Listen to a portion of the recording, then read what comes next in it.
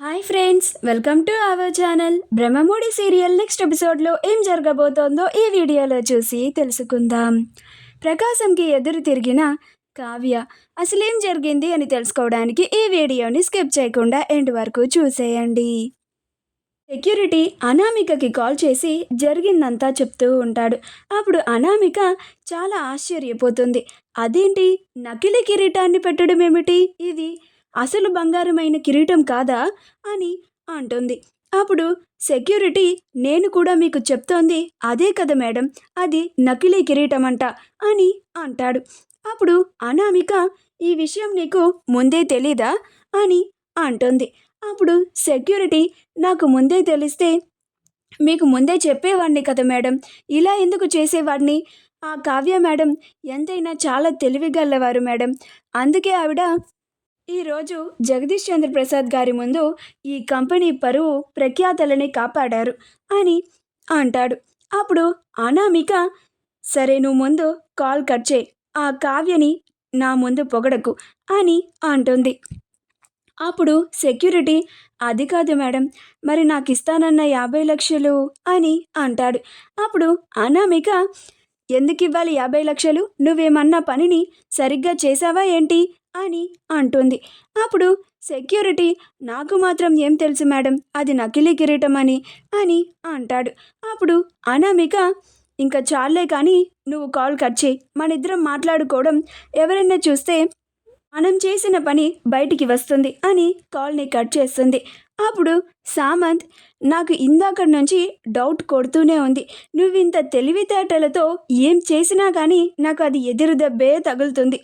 నేను ప్రతిసారి నువ్వు నాకు ఎన్ని ఎదురు దెబ్బలకు తీసుకొచ్చినా కానీ నేను నిన్ను నమ్ముకుంటూనే వచ్చాను.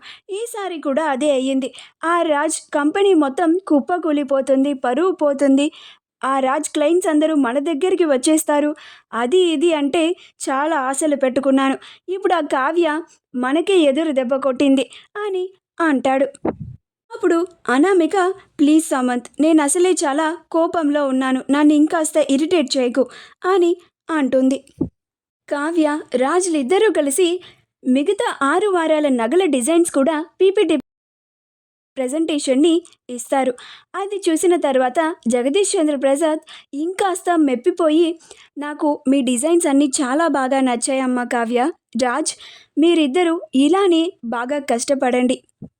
ఇప్పుడు నాకు అప్పచెప్పిన నగలు కూడా, ఆ డిజైన్స్ కూడా చాలా బాగున్నాయమ్మా కావ్య, ఇలాంటి డిజైన్స్ నేను మునుపెన్నడూ ఎక్కడా చూడలేదు, ఇవి చక్కగా మన పాతకాలపు సంస్కృతి విలువల్ని పెంచేలాగా ట్రెడిషనల్ డిజైన్స్ లాగా ఉన్నాయమ్మా అని అంటాడు. అప్పుడు రాజ్ కావ్యలిద్దరూ థ్యాంక్ యూ సార్ అని అంటారు. అలా జగదీష్ చంద్ర ప్రసాద్ అక్కడి నుంచి వెళ్ళిపోతాడు. వెళ్ళిపోగానే రాజ్, కళావతి, అసలు ఆ కిరీటాన్ని ఎప్పుడు మార్చావు, కానీ సడన్గా నువ్వు వచ్చి ఆ విషయం చెప్పి ఉండకపోయింటే పరిస్థితి చాలా తీవ్రంగా ఉండేది. అప్పటికే జగదీష్ చంద్ర ప్రసాద్ గారు నన్ను చాలా తీవ్రంగా దూషించారు, దారుణంగా తిట్టిపోశారు అని అంటాడు. అప్పుడు కావ్య, ఇలాంటిది ఏదో జరుగుతుందని నేను ముందే ఆ బంగారపు కిరీటాన్ని వేరే చోట చాలా భద్రంగా భద్రపరిచాను. నాకు తెలుసండి, మనం ఎంత సెక్యూరిటీని పెంచినా, ఎంత జాగ్రత్తలో ఉన్నా కానీ మనల్ని దెబ్బతీయాలి అని అనుకునే వాళ్ళు ప్రతి క్షణం ఏ అవకాశం దొరుకుతుందా, ఎలా మనల్ని దెబ్బతీయాలా, ఎలా మన కంపెనీ ప్రతిష్టల్ని కుప్పకూల్చేయాలా, మన పరువుని పోగొట్టాలా అని చూస్తూ ఉంటారు.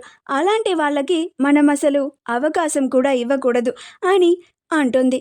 ఆ మాట వినగానే ఎంప్లాయీస్ అందరూ క్లాప్స్ కొడతారు. అప్పుడు శృతి, మీరు ఇంత తెలివిగా నడుచుకున్నారు కాబట్టి ఈరోజు రాజ్ సార్ పేరుని నిలబెట్టారు మేడం, అలాగే మన కంపెనీ పేరుని కూడా నిలబెట్టారు,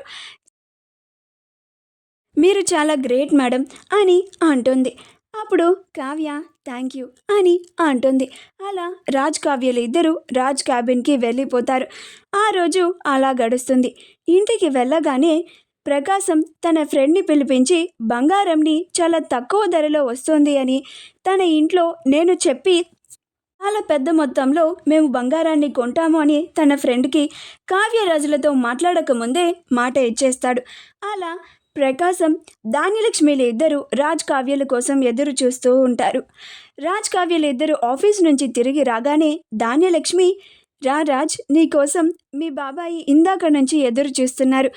ఈయన మీ బాబాయికి బాగా తెలిసిన వారంట.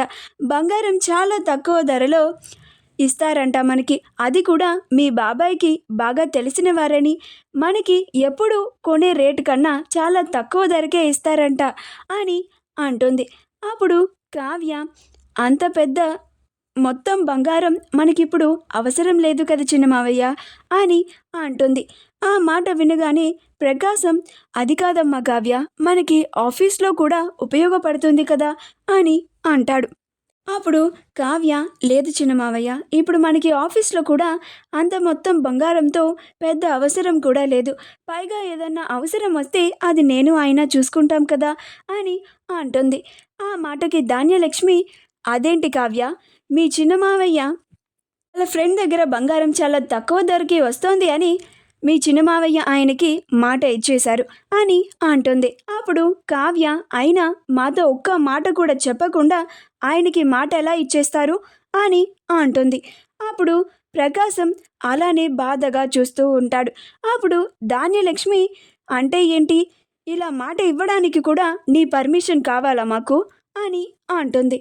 అప్పుడు కావ్య, ఆఫీస్కి ఏం కావాలో అవన్నీ చూసుకోవడానికి నేనున్నాను, నా భర్త ఉన్నాడు, అంతేకాని ఇందులో దీనికి సంబంధం లేని వాళ్ళు జోక్యం చేసుకోవడానికి నేను అస్సలు ఒప్పుకోను.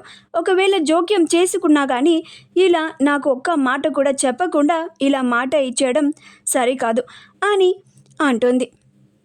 ఇదంతా విన్న తర్వాత ప్రకాశం ఫ్రెండ్, చాలా బాగా చెప్పావు కదయ్యా, నేను మా ఇంట్లో ఏది చెప్తే అదే, నేనెంత మాట అంటే అంత మాటే అని చాలా గొప్పలు చెప్పుకున్నావుగా.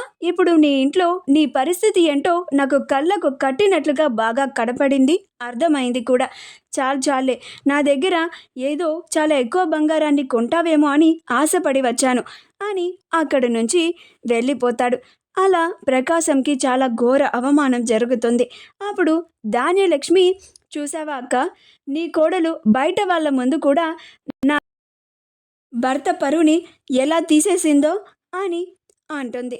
అప్పుడు కావ్య, ఇలా ఎవ్వరికి ఒక్క మాట కూడా చెప్పకుండా సొంత నిర్ణయాలు తీసుకోవడం సరికాదు, నేను ఇంతే, ఇలానే మాట్లాడతాను అని అక్కడి నుంచి వెళ్ళిపోతుంది.